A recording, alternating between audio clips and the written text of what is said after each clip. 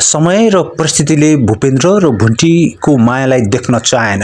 जुन दृश्य भुन्टी देख्न चाहँदैन थिइन् त्यही दृश्य उनको आँखा अगाडि समयले देखाइदिएको छ। दर्शकवृन्द, भुन्टीले भूपेन्द्रलाई निकै माया गर्छिन्, निकै स्याहार सुसार गर्छिन्, अप्ठ्यारो स्थितिमा साथ दिन्छिन् र उनको बदलामा त्यसको बदलामा उनले भूपेन्द्रको माया चाहन्छिन्। भूपेन्द्रले भुन्टीलाई मात्रै हेरुन् भन्ने चाहन्छिन्, तर त्यसको ठीक विपरीत भएको छ। उनी पानी लिएर फर्किँदै गर्दा एकजना महिलाले भूपेन्द्रलाई अङ्गालोमा लिइरहेको देख्छिन्। दर्शकवृन्द, अब के होला? त्यसो त भूपेन्द्र पनि भुन्टीलाई आफ्नो अङ्गालोमा बाँधिरहन चाहन्छन्, भुन्टीलाई माया गरिरहन चाहन्छन्। निको भएपछि अब भुन्टीलाई नै माया गर्ने भनेर सोचिरहेकै यस अवस्थामा त्यो पुरानो गर्लफ्रेन्ड भूपेन्द्रको अङ्गालोमा बाँधिएकी छ। दर्शकवृन्द, अवश्य पनि भुन्टीले भूपेन्द्रलाई विश्वास गर्नेछन् र उनीहरूको विश्वास टुट्ने छैन। त्यो भने हामी आउँदो भागमा अवश्य पनि हेर्नेछौँ। त्योभन्दा अगाडि बुवा र आमा आएर जसोतसो मिलाइदिएको भुवनको परिवारमा फेरि शङ्काको बिउ रोपिएको छ।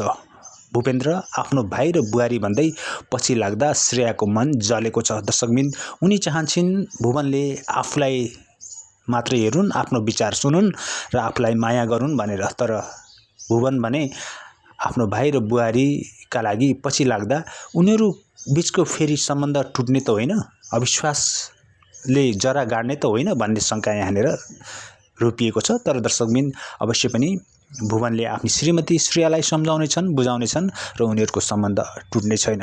दर्शकवृन्द, उता भुन्टीको पुरानो प्रेमी भुन्टीलाई सहयोग गर्ने भनेर हिँडिरहेका छन्, भुन्टीलाई निकै माया गरिरहेका छन्, सत्कार गरिरहेका छन्। आउँदो समयमा के भुन्टीको मन उनीप्रति फर्किएला त?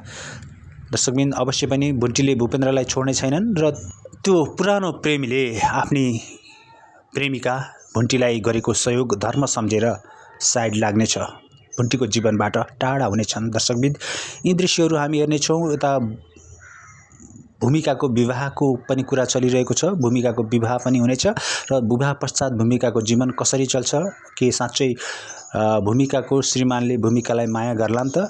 ती दृश्यहरू हामी आउँदो भागहरूमा हेर्नेछौँ। दर्शकवृन्द, यदि तपाईँ च्यानलमा नयाँ हुनुहुन्छ र च्यानल सब्सक्राइब गर्नुभएको छैन भने च्यानल सब्सक्राइब गर्नुहोला, भिडियो लाइक गर्नुहोला। आजको लागि यति नै, नमस्कार।